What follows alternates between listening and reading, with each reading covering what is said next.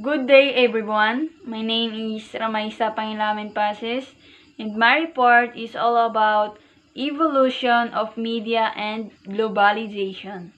So media is a part of everybody's life today and in the past.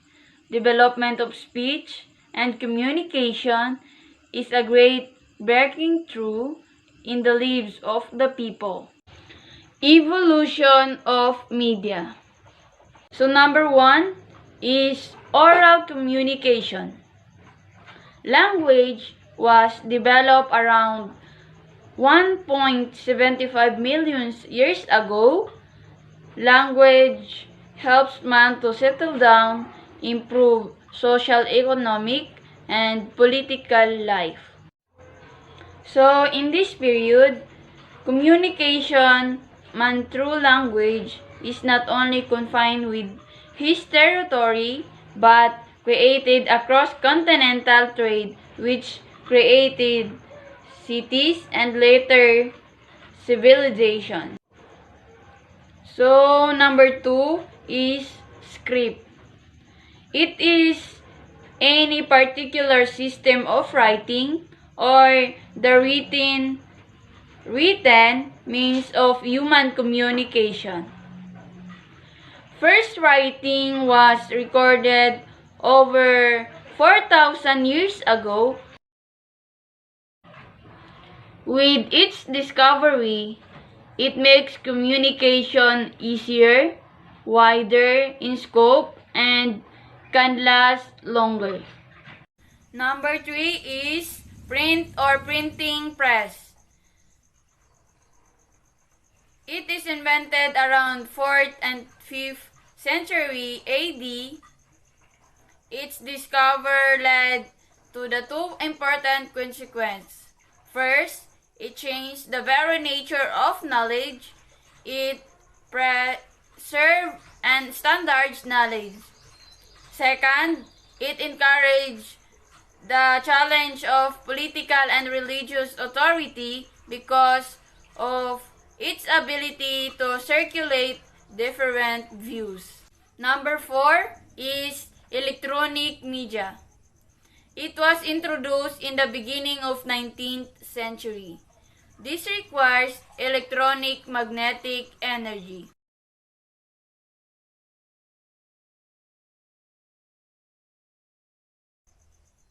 Electronic media examples are telegraph, telephone, radio, film, and television. In 1973, invention of cell phone dominated the world. Number 5 is digital media. It refers to audio, video, and photo content that has been encoded, digitally compressed.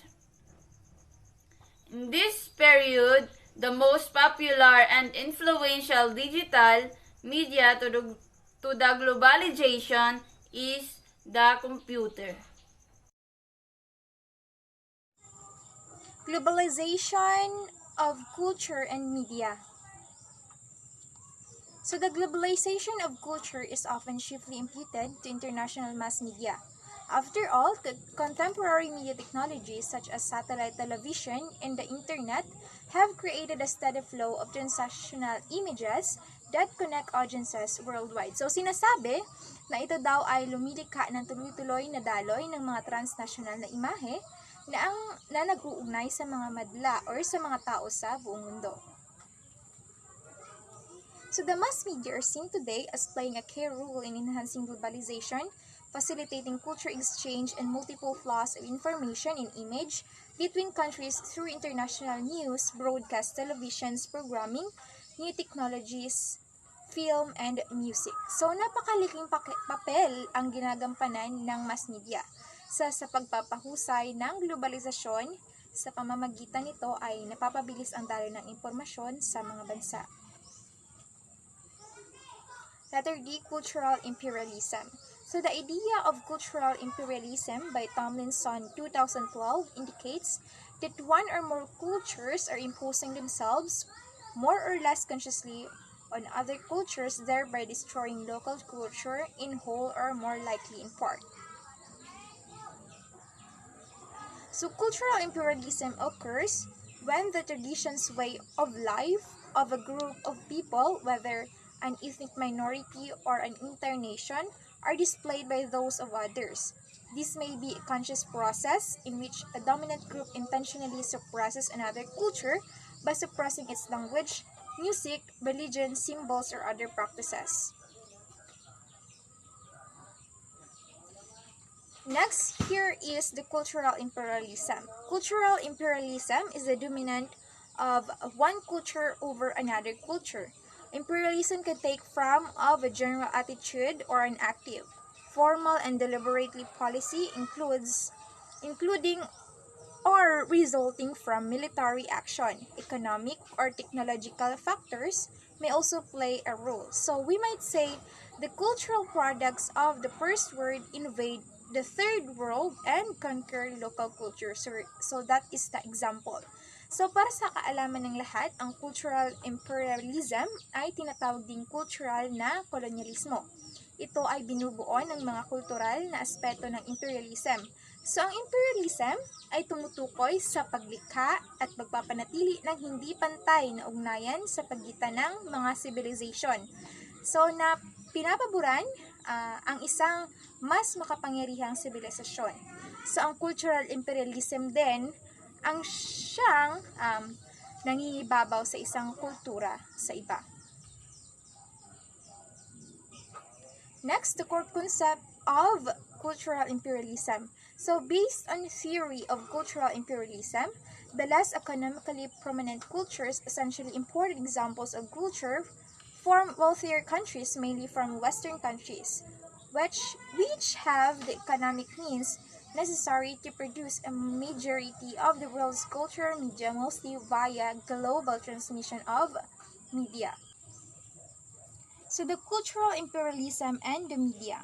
So it is increasingly the major media players are multinational companies with interests across the globe. So one of the examples are the Universal, News Corporation, CBN, and BBS. So this has an important implication for the way Western television and film companies can have an impact on the cultures of developing countries. So an example of American culture imperialism include brand name products, mass-produced food, and perhaps of primary importance, video media. While these have some positive effects showing women's rights or racial equality, potentially exerting a negative effect on the viewer's perception of his own country or other non-American cultures. So the concept assumes that human beings lack of free will, describing them as mindlessly assimilating what they absorb through media without retaining their own personal frame of reference. So other critics note that while economic aspects of cultural imperialism can be concretely measured and the cultural component is subjective and difficult or impossible to quantify. So sinasabi na ang mga tao ay kulang sa malayang pagpapasya na naglalarawan sa kanila bilang walang pag-iintindi sa kung ano ang nasasagap sa social media na hindi pinapanatili ang kanilang sariling personal na impormasyon at reference kung saan nila ito nakuha. So pansin ng ibang kritiko din na habang ang economic aspects ng cultural imperialism ay pwedeng sukatin, samantala ang cultural component ay subjective at mahirap at napaka-imposibleng mabilang. Good day everyone. My name is Daisy May V. Reyes and now I'm going to discuss about the cultural globalization process. Cultural globalization, this refers to the sharing of ideas, meanings, hobbies, and values around the world in a way na palawigin at mapaigting ang panipunang ugnayan. And this process is marked by the common consumption or pangkaraniwang paggamit ng kultura na laganap sa internet. popular culture media like television, magazine, songs, music, at marami pang iba. At international travel. This has added the process of commodity exchange and colonization, which have a longer history of carrying cultural meaning around the globe. The circulation of cultures ay nagbibigay daan sa pagbabahagi or share in intended social relations that cross national and regional borders. So the creation and expansion of social relation is not only observed on a material level, it is also involved shared norms or mga paniniwala at kaalaman or knowledge na umuugnay sa mga tao at sa kanilang kanya-kanyang collective cultural identities. Cultural globalization is a phenomenon by which the experience of everyday life, as influenced by the diffusion of commodities and ideas, reflects a standardization of cultural expression around the world, propelled by the efficiency and appeal of wireless communication, electronic commerce, popular culture, and international travel. Globalization has been as trend toward homogeneity that will eventually make human experience everywhere essentially the same. Watson, 2015. Hybridization. John Peters suggested that cultural globalization involves human integration and hybridization. He argued na maaring matukoy ang paghahalo ng kultura sa ibang bansa at rehiyon noong unang panahon. Homogenization. It emphasizes the transfiguration of worldwide diversity into a pandemic of westernized consumer culture. Ito ang pagbabago ng pagkakaiba sa buong mundo into a pandemic of westernized consumer culture, o ito yung pagkalat o pagdami ng gumagamit o paggamit ng Western culture. Because of the dominance of American culture that influence the whole world, that results in the end of cultural diversity. Conflict intensification. Clash of civilization. O ang paglaban-laban ng mga well-organized and developed society.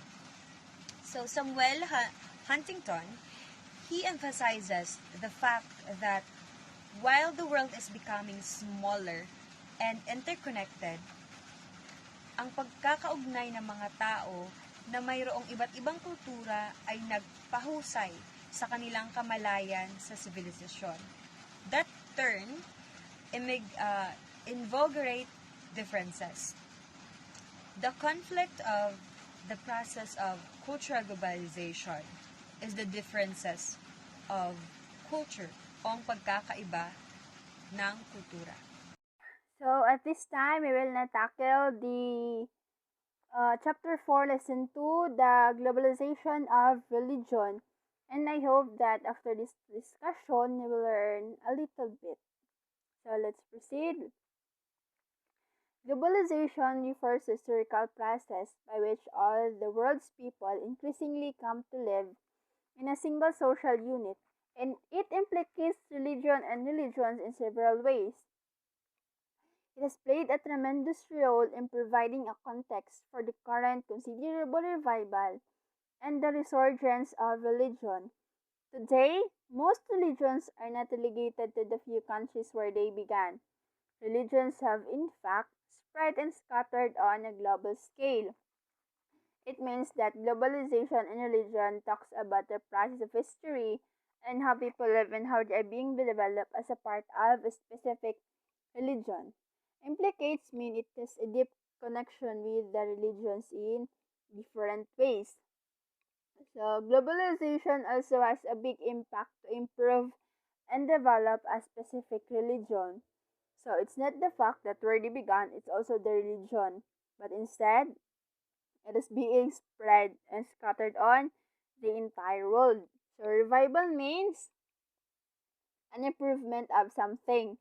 And resurgence means an increase of the occurrence of a period.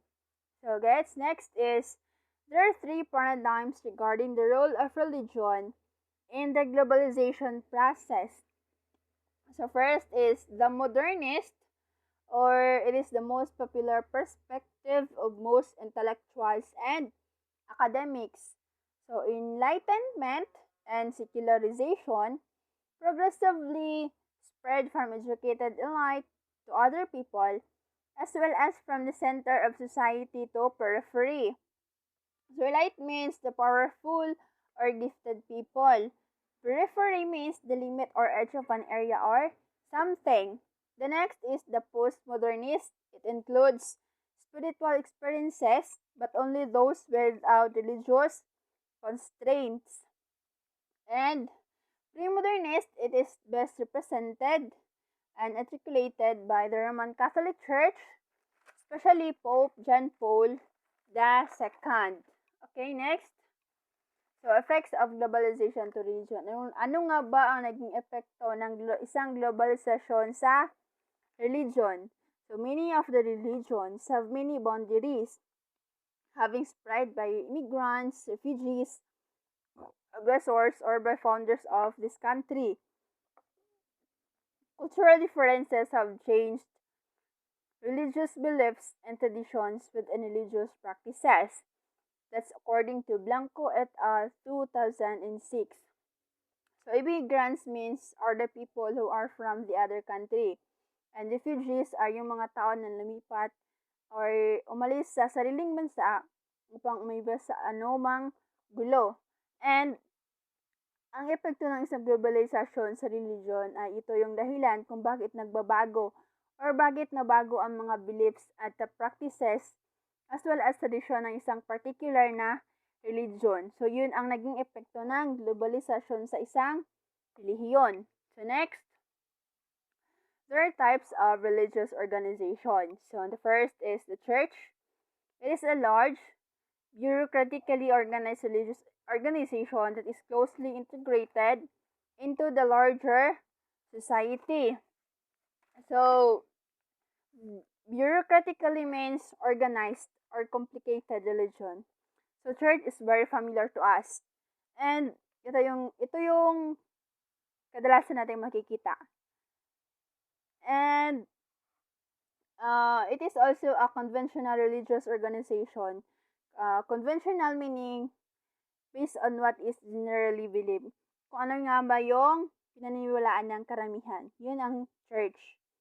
So, church has two subtypes. First is the ecclesia, a large bureaucratic religious organizations that is a formal part of the state and most of or all of the state citizens as its members. So, ito din yung national or state religion. So, ang ecclesia ay isang formal na parte ng isang state. So, ibig sabihin na karamihan sa membro ng isang state, ng isang particular na state, ay membro ng ecclesia. Halimbawa ng ecclesia ay ang Roman Catholicism sa Italy or Roman Catholicism in Italy.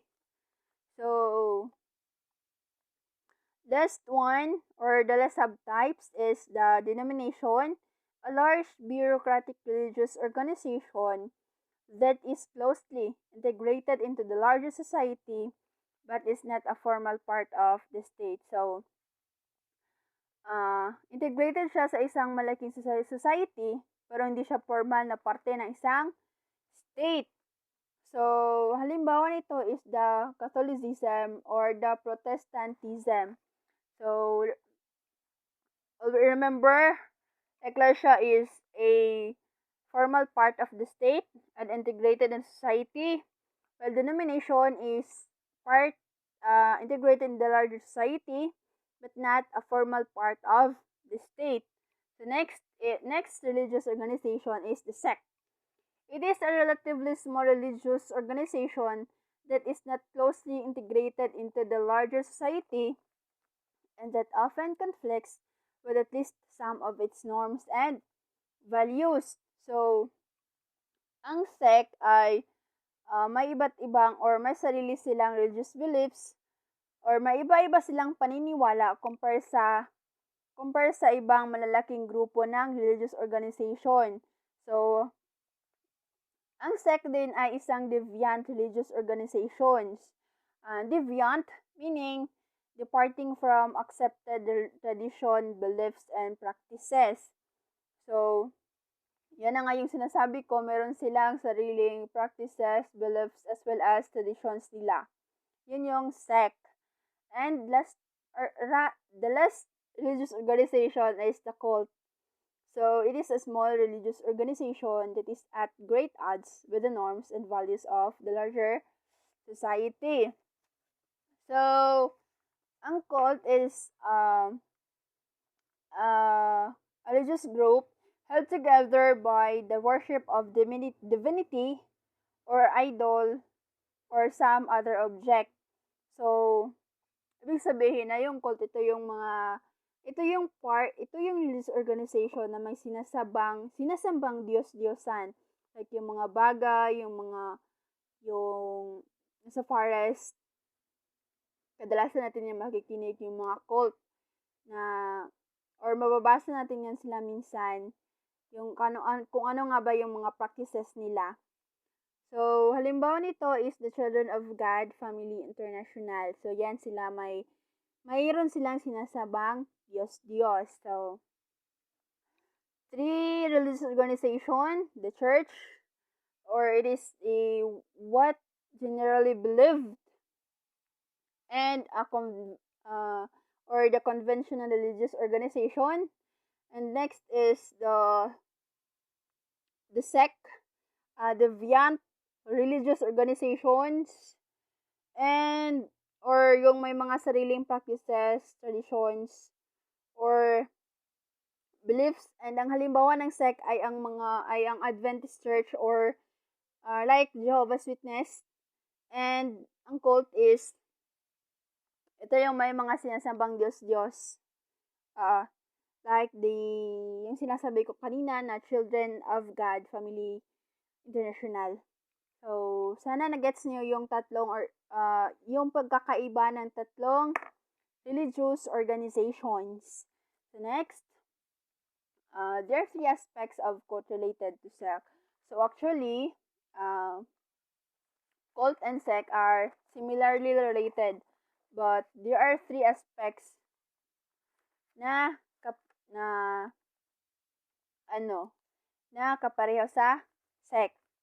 So first is they generally have not broken away from religious denomination and instead originate outside the mainstream religious organization. Next is they're often secretive and do not proselytize as much. So secretive means keeping secrets in their lives or yung tinatago nila yung mga sikreto nila sa buhay at hindi nila hinahayaang mabunyag sa iba. And proselytize means attempt to convert to another religion. So, ibig sabihin, ang mga cult ay hindi lumilipat ng ibang religion. So, next is the last one.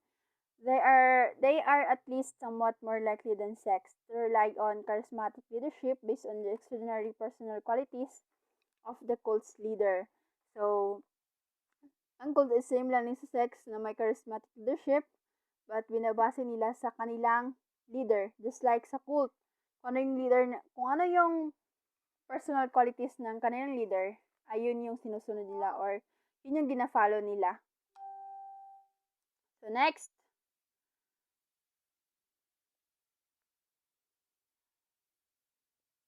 Next is, sorry for the interruption.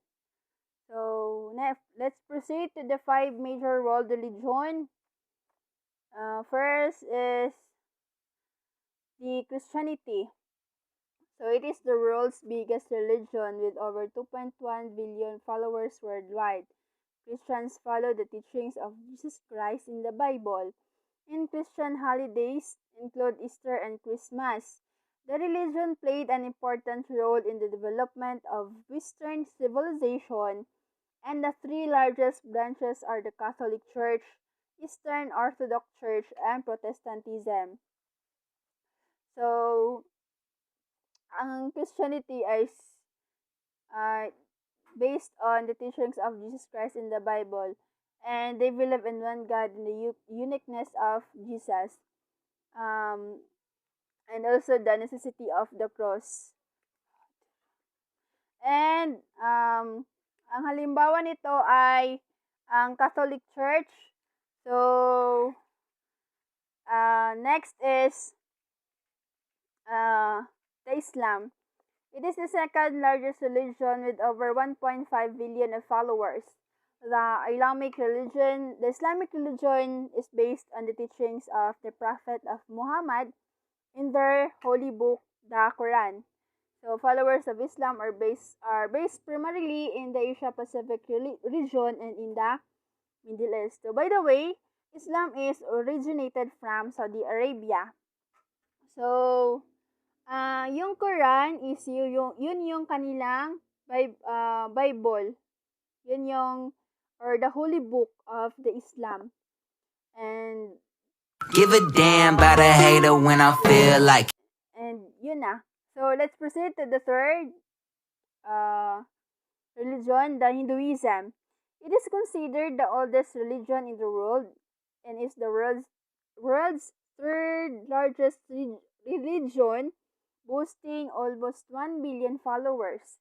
The Vedas, Upanishads, and Bhagavad Gita are its most important religious scriptures. So, ito yung pinaka-oldest. So, Hinduism is originated from India. Yung Vedas ay ang religious text, a type of religious text ng Hinduism. At yung ding Bhagavad Gita, isa din yun siyang religious text. Then, Upanishads is philosophical religious text ng Hinduism. So, yan yung mga important scriptures ng Hinduism na kung saan doon sila bumabase ng kanilang mga teachings.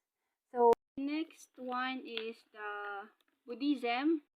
It has more than 350 million followers worldwide, and its followers believe in attaining nirvana, which is the ultimate goal. So, Buddhism was founded by Siddhartha Gautama.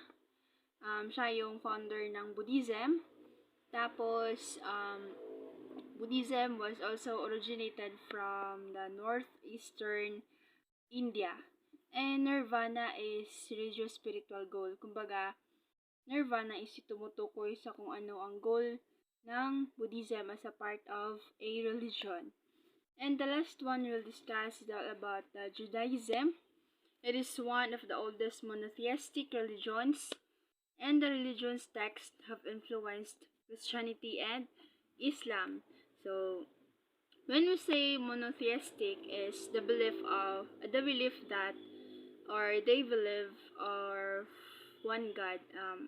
Yung paniniwala or yung Judaism is naniniwala sa iisang Panginoon o isang God. And yung mga religious teachings nila rather is influenced from the Christianity at Islam, which is the Christianity yung may pinakamaraming bilang, and the Islam which is the second largest religion in the world. So, Judaism was originated from the land called Canaan. So, that's all for the chapter 4, and this is the end of the discussion, and I hope that you learn something better or something new which you can apply to yourselves. And if you have any clarifications or questions, you may clarify or ask, and we are able to answer it as long as makakaya namin sagutin, but we should try our best. So, that's all, and thank you for your participation as well as the listening. And have a good day. And always keep safe.